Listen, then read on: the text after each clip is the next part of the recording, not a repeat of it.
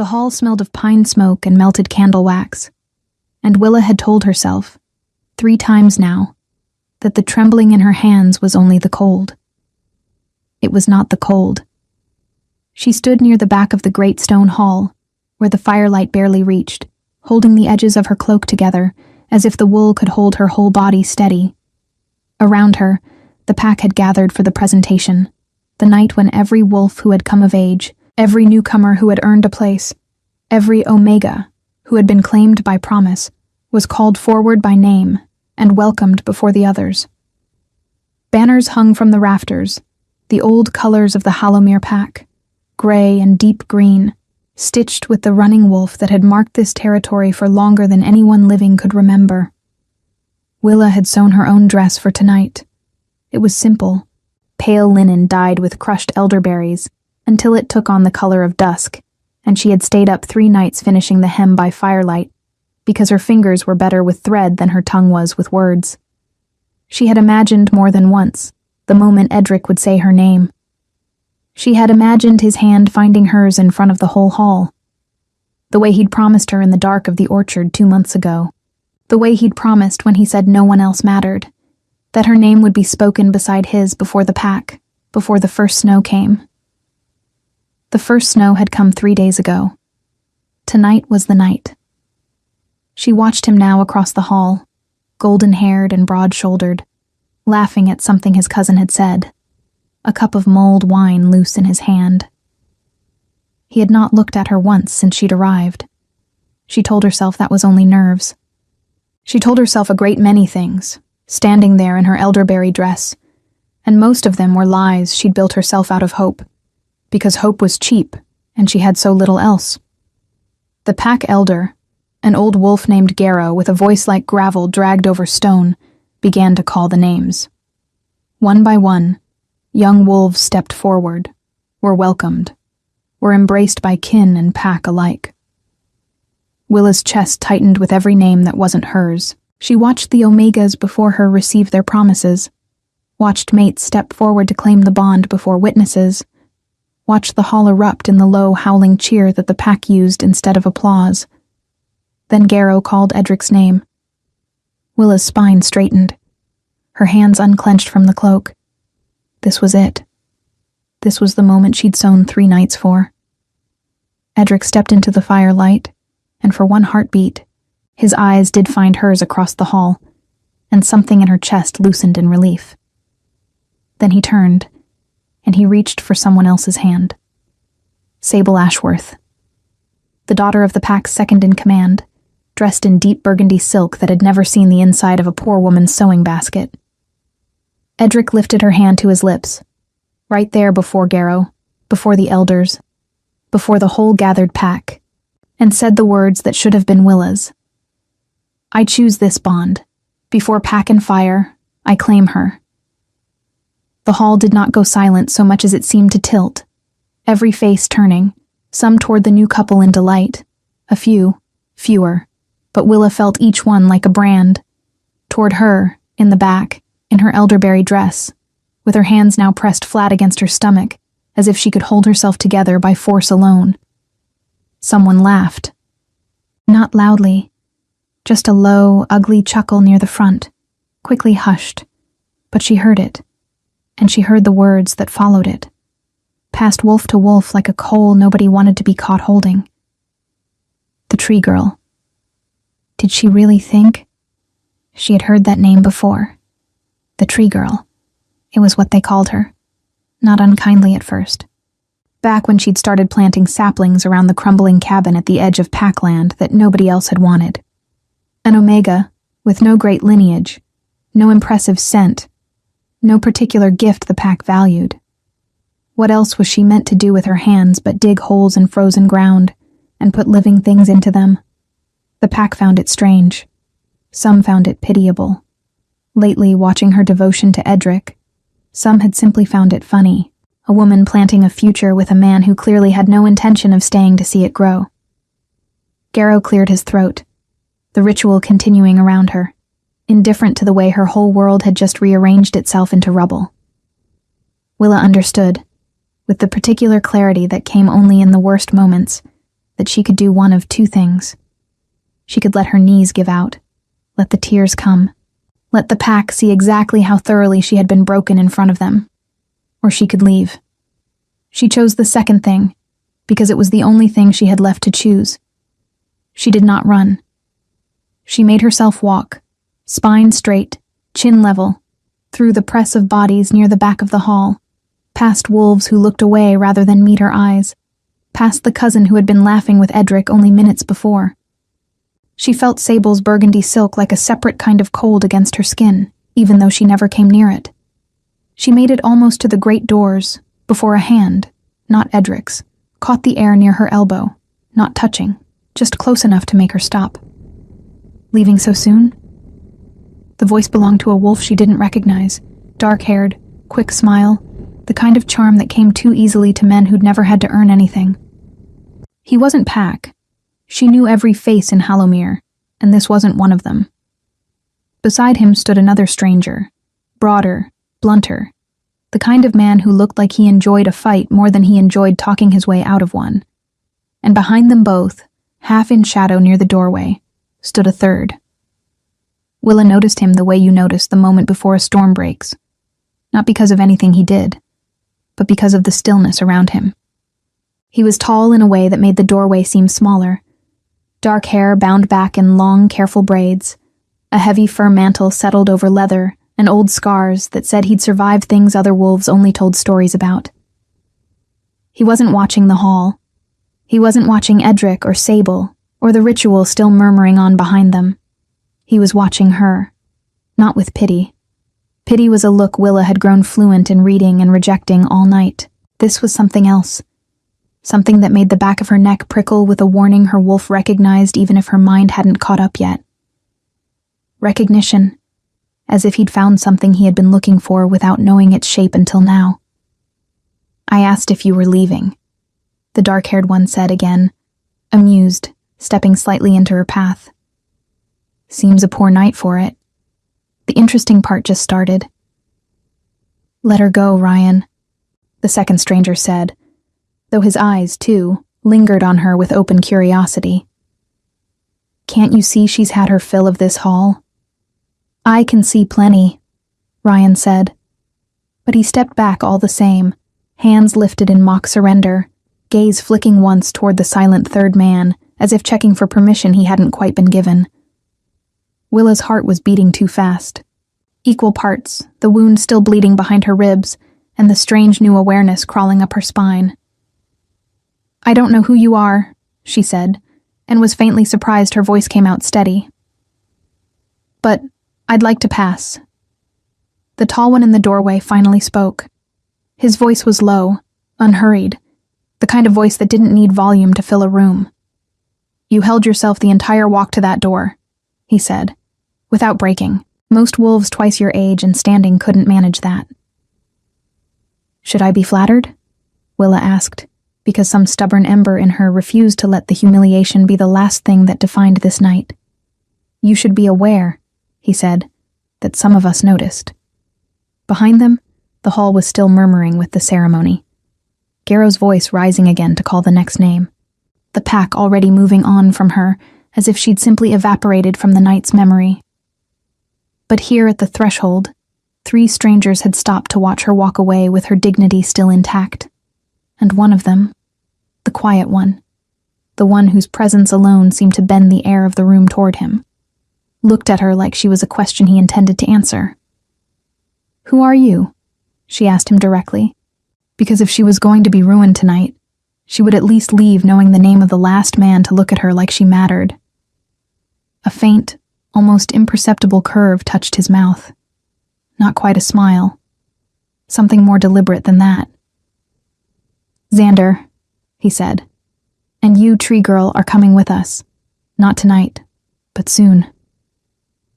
He turned before she could answer, his fur mantle sweeping the cold air as he went, and the other 2 fell into step behind him without question. The kind of obedience that wasn't fear, but something closer to absolute trust. Willa stood frozen at the threshold of the hall, the warmth of the fire behind her, and the bitter dark of the winter night ahead, and for the first time since Edric had lifted Sable's hand to his lips, she felt something other than grief move through her chest. She didn't know yet what it meant. She only knew that the night had cracked open into something larger than the humiliation it began with, and that whatever came next, she would not be facing it as the tree girl nobody wanted. She would be facing it as someone 3 powerful strangers had already chosen to see. Willa did not sleep that night. She walked the long road back to her cabin alone, the cold biting through her cloak in a way it hadn't on the way to the hall, when hope had still been keeping her warm. The cabin sat at the very edge of Hallomere's land, where the cleared fields gave way to old forest, a place nobody else had wanted because the soil was poor, and the wind came down off the ridge without anything to slow it. Nobody, that is, until Willa had started planting. It had begun 3 winters ago, almost by accident. She'd found a handful of pine seedlings struggling in a flooded ditch near the river, roots half drowned, and something in her, something she couldn't entirely explain even to herself, had refused to let them die there. She'd carried them home in the fold of her apron and put them into the ground around her cabin in a rough, uneven line, more out of stubbornness than any plan. The pack had laughed even then. An Omega playing at forestry instead of learning the skills that might earn her a better match, a higher place, a husband with land and a name worth having. But the trees had grown, slowly, stubbornly, the way Willa herself had learned to grow in a pack that had decided early what she was worth, and never bothered to look again. Now, standing in her own doorway with the elderberry dress still clinging cold and damp to her legs, she looked out at the dark shapes of pine and birch and hardy mountain ash ringing her home, black silhouettes against a sky thick with the promise of more snow, and for the first time in a long while, she didn't feel like the joke the pack made her out to be. She felt like someone had been planting something true, even when she hadn't known what it was for. She thought of the man in the doorway. Xander. She turned the name over in her mind as she built up the fire, as she finally peeled off the ruined dress and changed into her sleeping shift, as she lay beneath her quilt listening to the wind worry at the shutters. She had no business thinking of him at all. She had been humiliated in front of her entire pack not 3 hours past, and here she was, lying awake not because of Edric's betrayal, but because of 3 strangers, and the way one of them had looked at her like a question worth answering. Not tonight. But soon. What did that mean? Was it a threat? A promise? She didn't know enough about the man to guess, and that uncertainty kept her turning beneath the quilt long after the fire had burned down to embers. She woke to gray light, and the particular silence that meant heavy snow had fallen in the night. Her body ached with exhaustion she hadn't earned through sleep, and for one disorienting moment, lying there, she let herself believe last night had only been a nightmare. Then she sat up, saw the elderberry dress crumpled on the floor where she'd left it, and the whole humiliation came rushing back, fresh as a wound reopened. She made herself rise anyway. There were chores that didn't care about broken promises. Water to be fetched before the well froze solid, the small flock of hens to be checked, the fire to be fed. Willa had learned long ago that grief was a luxury the world rarely gave you time to properly indulge, and she'd rather work through it than sit with it. She was breaking the ice on the well bucket when she heard hooves on the frozen track, and looked up to see a small party of riders coming through the snow toward her cabin. Her stomach dropped. Visitors out here were rare enough that they usually meant trouble, and after last night, she had little appetite left for more of it. But it wasn't Edric, and it wasn't anyone from her own pack at all. It was Ryan, the dark-haired stranger from the hall, riding ahead of the bulkier one. Bram. She would later learn his name was, and behind them both, unmistakable even wrapped in a heavier cloak against the cold, rode Xander. "Tree girl," Ryan called out, far too cheerful for the hour, swinging down from his horse before it had fully stopped. "We did say soon." "You said soon," Willa replied, straightening with the ice bucket still in her hands, equal parts wary and unwilling to show it. "I assumed that meant weeks, possibly months, not the very next morning." "Xander doesn't believe in waiting once he's decided something," Bram said, dismounting more slowly, eyeing the ring of young trees around her cabin with open curiosity. "You'll learn that if you spend any time around him." "I don't intend to spend any time around him," Willa said, though even as the words left her mouth, she felt their hollowness. Xander hadn't dismounted yet. He sat his horse at the edge of her small clearing, dark eyes moving over the trees, the cabin, the careful lines of dug earth waiting for spring, and then, finally, her. "You planted all of this," he said. It wasn't a question. "I did. Why?" It was such a simple question, and yet Willa found she didn't have a simple answer ready. Nobody had asked her why in 3 years. They had mocked, or pitied, or simply ignored, but nobody had asked. "Because they were dying," she said finally. "The seedlings. I found them and they were dying, and it seemed like a waste to let that happen when I had hands and time. And you've kept planting. 3 years of seedlings by the look of these trunks." He finally swung down from his horse, and even on foot, in the gray morning light without the hall's firelight to soften him, he was an imposing figure, the kind of presence that made the cold air feel thinner. Most wolves would have given up after the pack made their opinion clear. You didn't. "Most wolves have something better to do with their time," Willa said, unable to keep a thread of bitterness from her voice. "I didn't. I still don't, as it happens. Or did you not hear what happened to me last night?" "I heard," Xander said, and something in his tone made it clear. He'd heard every detail. Perhaps even details she hadn't realized had spread. Edric made a poor choice. Edric made the choice the pack expected him to make, Willa corrected.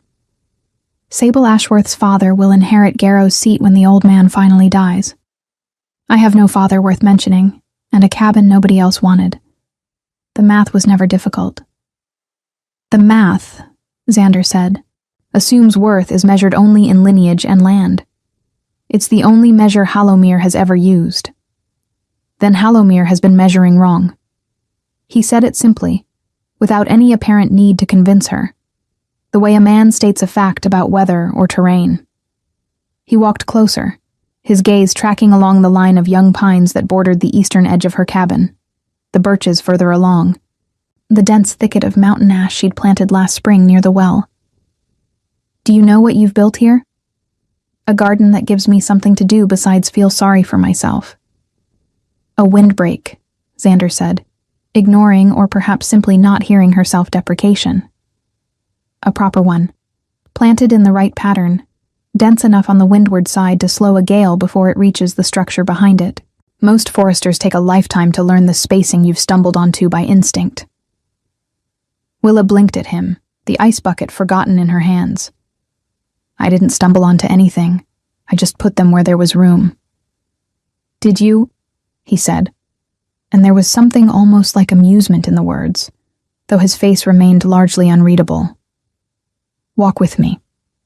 Show me where you've planted and where you haven't."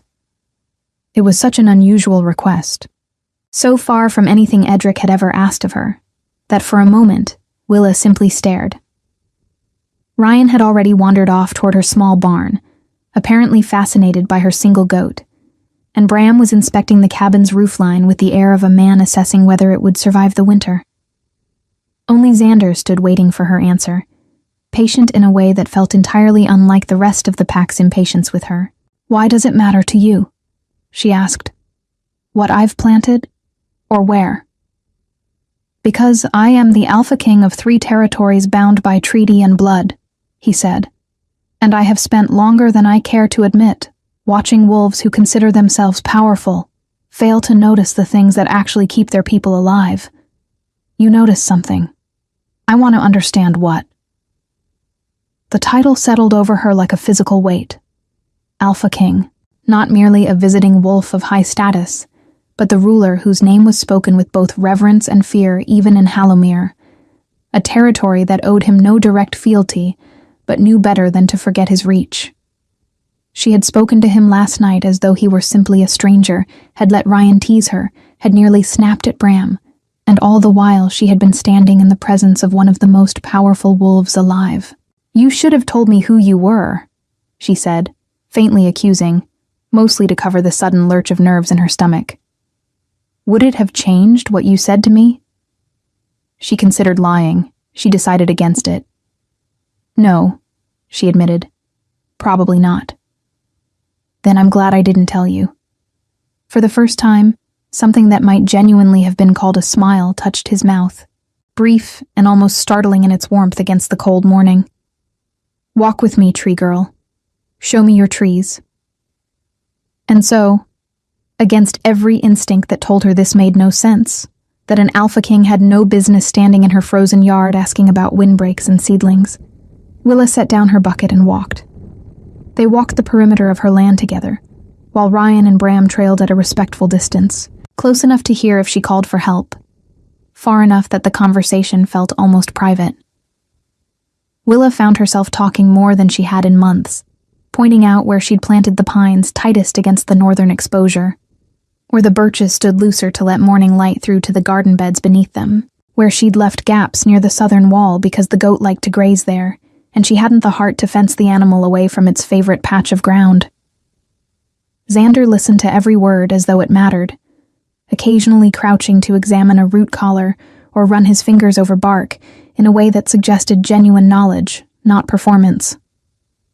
You've planted for the wind that comes off the ridge, he said eventually, straightening from where he'd been studying a stand of young spruce near the well. Most wolves around here only think of wind as a nuisance. You've thought of it as a thing to be managed. I grew up watching my mother lose half her garden every winter to that wind, Willa said. She never had the patience to figure out how to stop it. I suppose I inherited stubbornness instead of patience. Stubbornness is underrated. He looked at her then, properly, the gray morning light catching the scars along his jaw, and Willa felt that same prickle of awareness she'd felt the night before, the sense of being truly seen rather than merely looked at. Where is your mother now? Dead, 6 years past, a fever that took half the cabin's families that winter. She said it plainly, the way she'd learned to say it after enough years had passed, that the words no longer caught in her throat. My father left before I was old enough to remember him.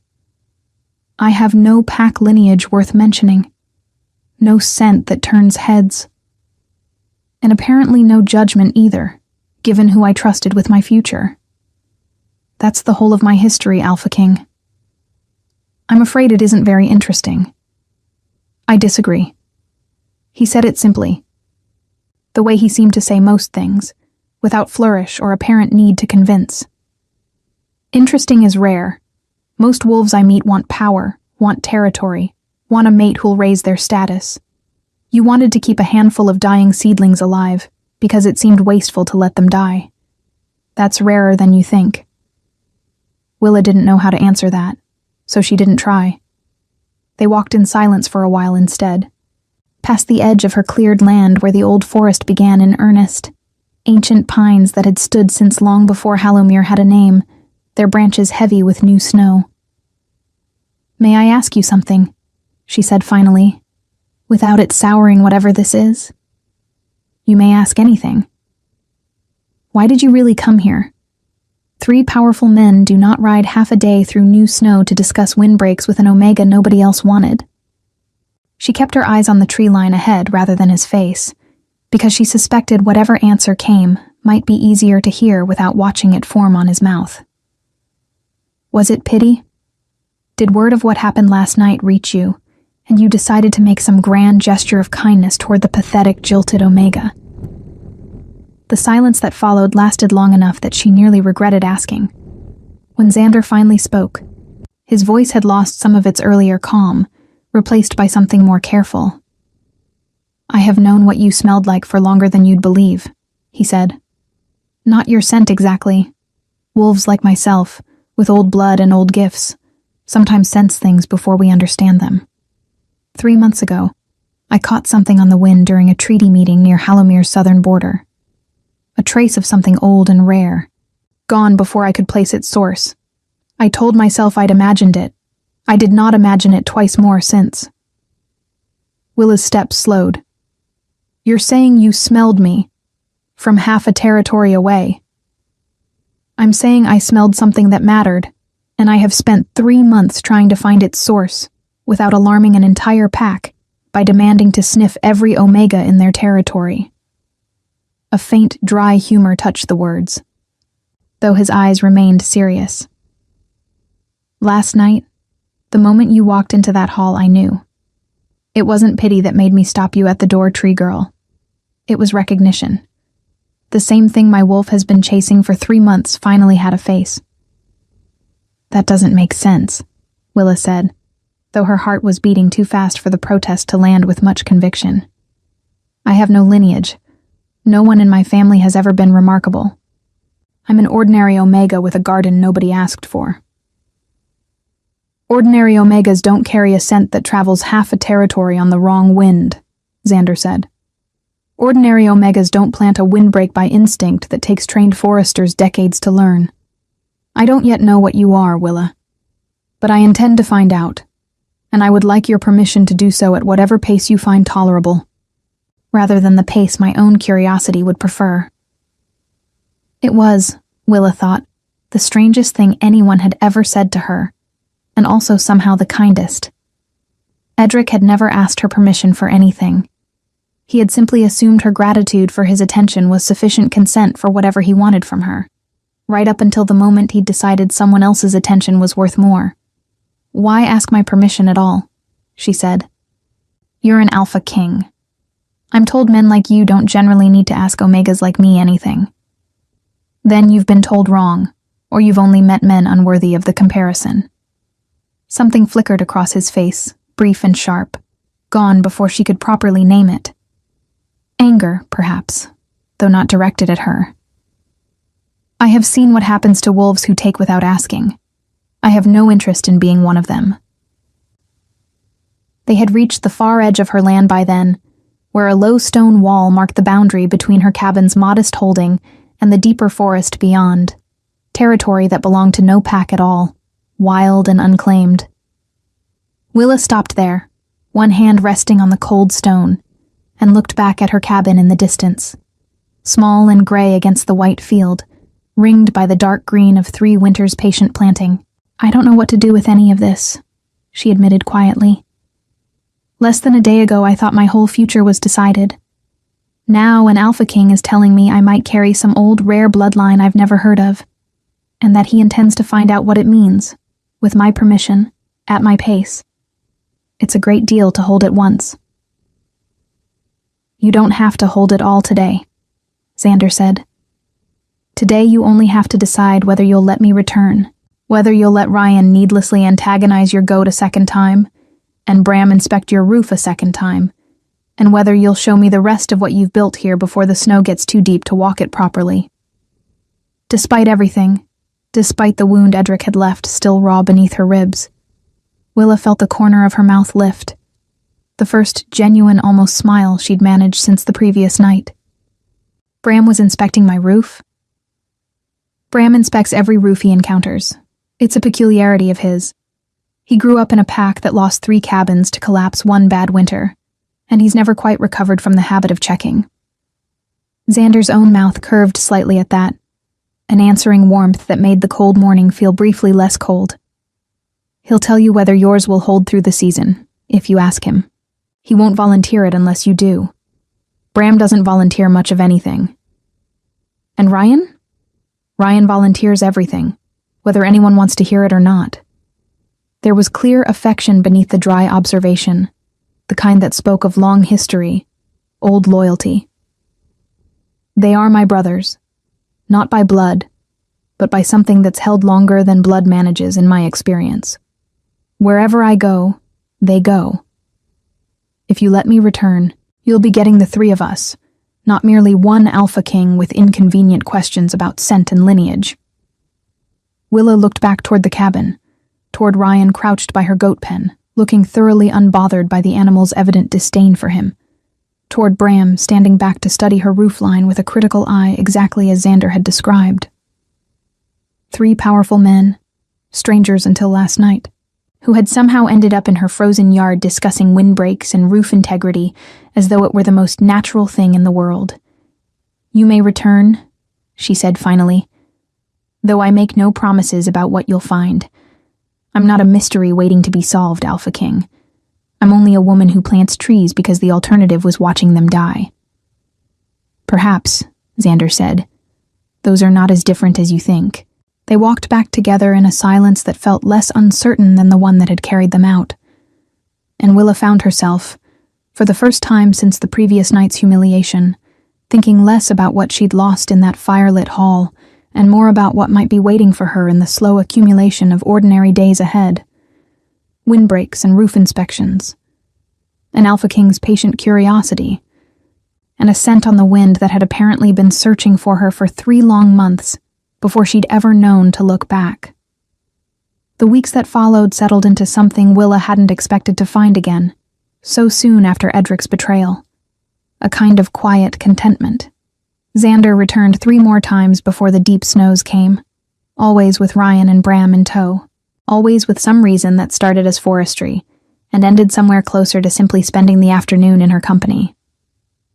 Ryan had given up antagonizing the goat and instead taught it tricks. Willa was fairly certain no respectable goat should know. Bram declared her roof sound for 1 more winter, though he muttered something about the northeast corner that he promised to return and fix himself, an offer she hadn't quite known how to refuse. And Xander walked her land with her, asked questions that mattered, listened to answers as though they were worth remembering. He never touched her without invitation, never spoke of bonds or claims the way Edric once had in the dark of the orchard. He simply showed up, again and again, as though her company were a thing worth the long ride from his own territory. Word of the Alpha King's visits had inevitably reached Halomere. Willa heard the whispers when she went to trade eggs at the market, felt the shift in how people looked at her now, not with the old pitying contempt, but with a wary uncertainty they didn't quite know what to do with.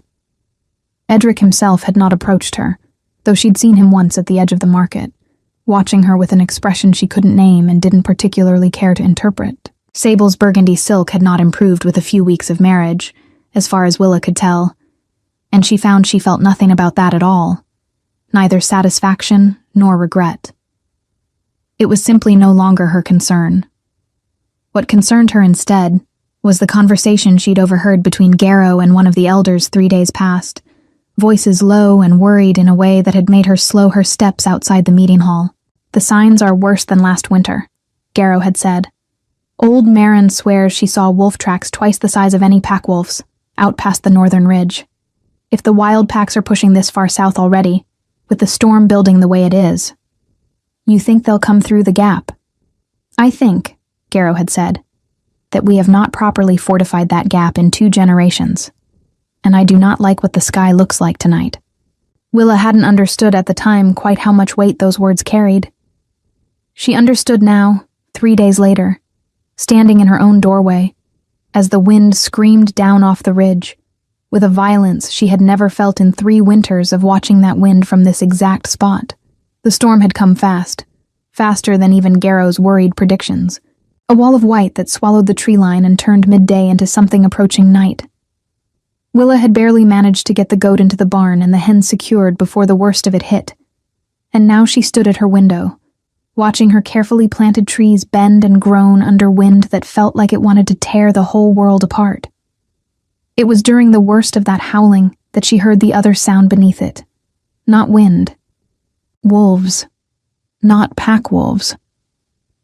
The howl that rose through the storm was wrong, in a way Willa's instincts recognized before her mind could properly articulate why. Deeper and wilder and hungrier than anything Halomere's bonded wolves produced. Wild packs. The kind that lived beyond any territory's boundary, that answered to no treaty, that came south in the worst winters when the deep forest no longer offered enough to eat. Her first thought was terror, sharp and immediate. Her second thought, arriving close behind the first, was Xander.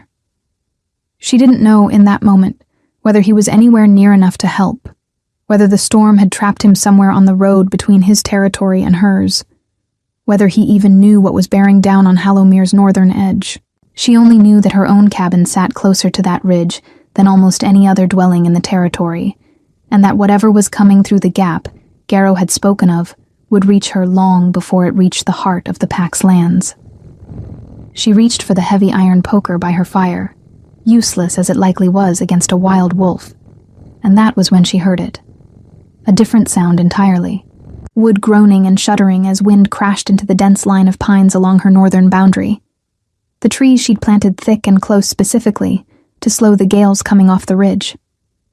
The trees held. She watched through the frost-edged window as the wall of wind hit her windbreak and broke apart. The worst of its violence shredded into something survivable by 3 winters of patient, stubborn planting, exactly as Xander had described that first gray morning. The wild howling, too, seemed to falter at the edge of her land, the dense thicket of trunk and branch and root, creating a barrier that even desperate, storm-driven wolves found difficult to push through cleanly. It wasn't enough on its own. Willa understood that even as relief washed through her, because the howling didn't stop, only redirected, the pack of wild wolves searching for a gap, a weaker point, a way around the unexpected obstacle in their path.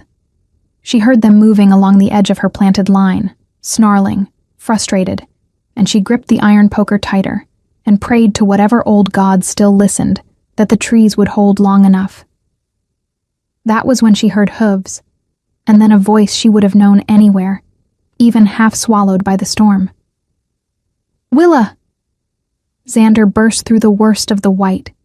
Bram and Ryan close behind him, all 3 already shifted partway, fur thickening along their forearms, eyes gone sharp and gold with the wolf rising close beneath the skin.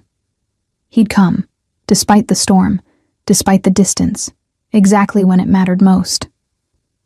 "Stay inside," he shouted over the wind, already turning toward the sound of the wild pack pressing against her windbreak. "Bram, the eastern gap. Ryan, with me." "There's a thinner stretch near the well," Willa called back, refusing to simply retreat behind her door, while wolves she'd grown to care for threw themselves into danger on her account. "I left it open for the goat. If they find it, then we close it," Xander said, already moving. And Willa watched in equal parts terror and astonishment as 3 of the most powerful wolves she'd ever encountered turned their full strength toward defending a windbreak she'd planted out of nothing more than stubbornness and a refusal to let dying things die. The fight that followed lasted longer than Willa could properly track.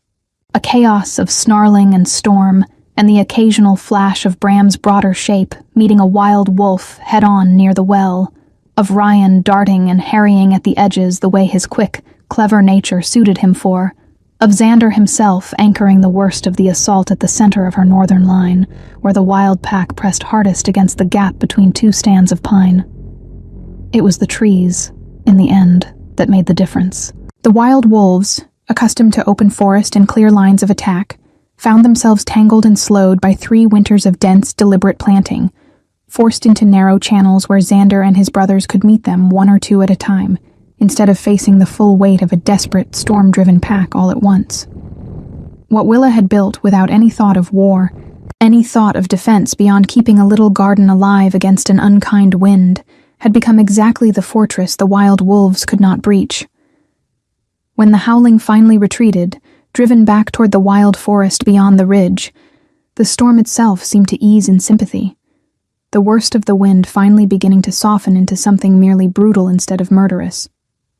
Willa, who had disobeyed every instruction to stay inside, and now stood at her own door with the iron poker still gripped uselessly in one hand, watched 3 exhausted, snow-crusted men make their way back across her ravaged but unbroken yard. Xander reached her first, breathing hard, a shallow gash along one forearm already closing with the speed wolves healed at, and for a long moment he simply looked at her, snow melting in his dark hair, something raw and unguarded in his expression that she had not seen from him before. "Your trees held," he said. "They're just trees," Willa said, though her voice shook with everything she hadn't let herself feel until this exact moment.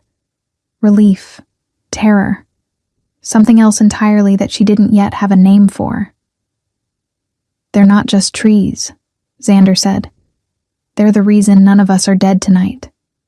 The reason this entire stretch of Halomir's border didn't fall to a wild pack desperate enough to push through a winter storm. He stepped closer, close enough that she could feel the heat still radiating off him despite the cold. 3 years ago, you saved a handful of dying seedlings because it seemed wasteful to let them die.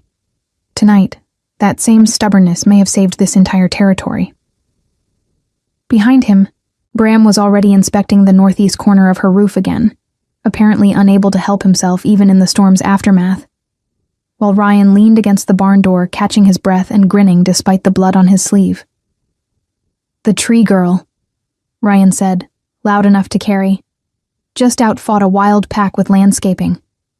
Despite everything, despite exhaustion and terror and the ache of adrenaline draining out of her all at once, Willa felt a laugh escape her, sudden and surprised and entirely real, the first true laugh she'd managed since long before that humiliating night in Garrow's Hall.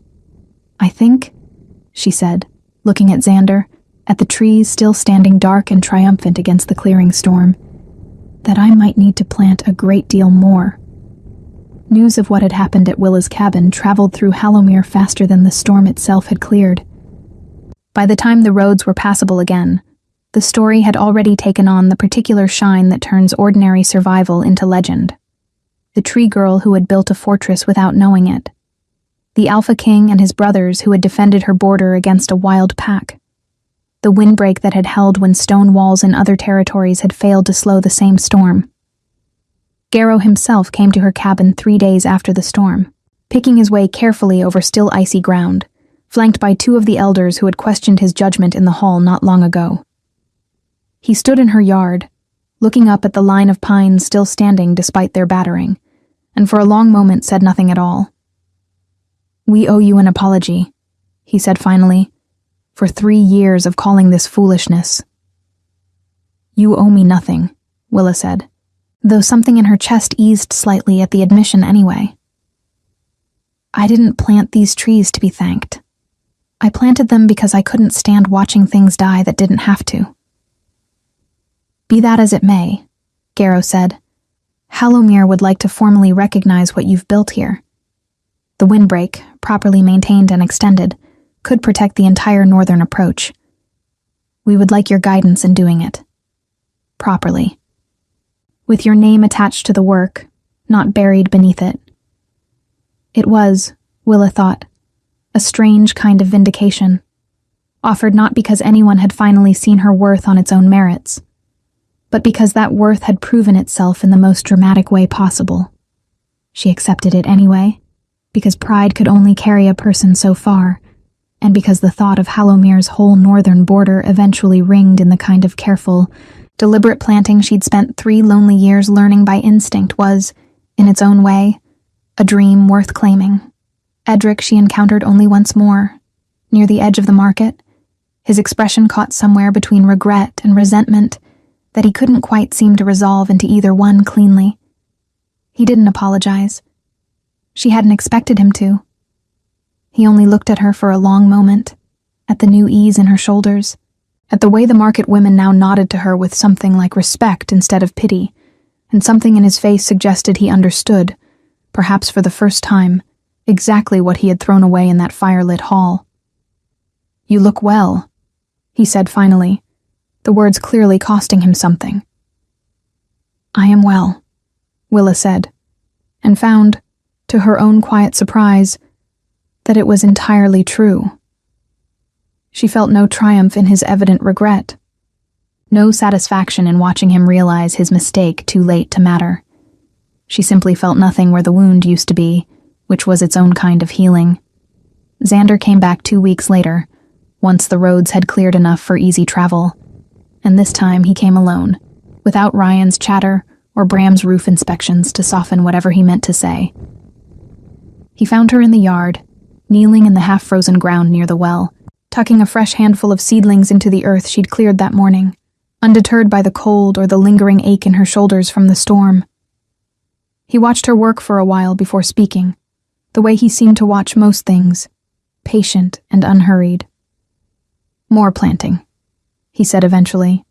"Always more planting." She sat back on her heels, brushing dirt from her hands, and looked up at him properly for the first time since he'd arrived. Garrow wants to extend the windbreak along the whole northern approach. I told him I'd need help.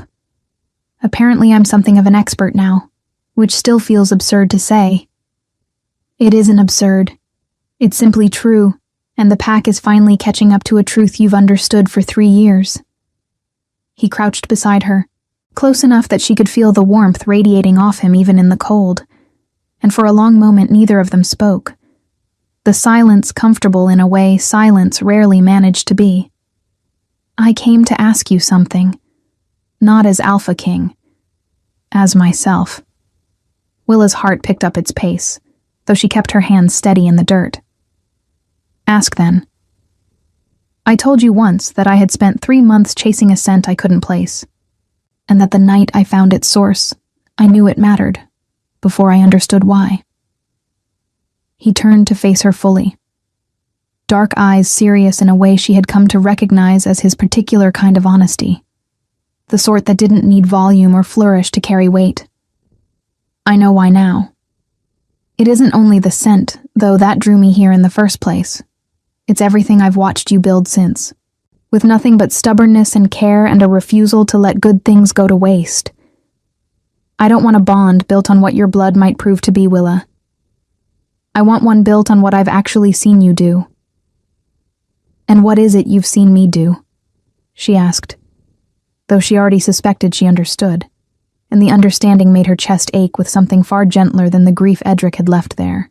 Plant a fortress out of nothing, because it seemed wasteful to let dying things die, Xander said. Walk away from a humiliating night with your dignity intact when most wolves would have broken. Stand at your own door with an iron poker, ready to fight a wild pack rather than hide behind a wall you'd built with your own hands.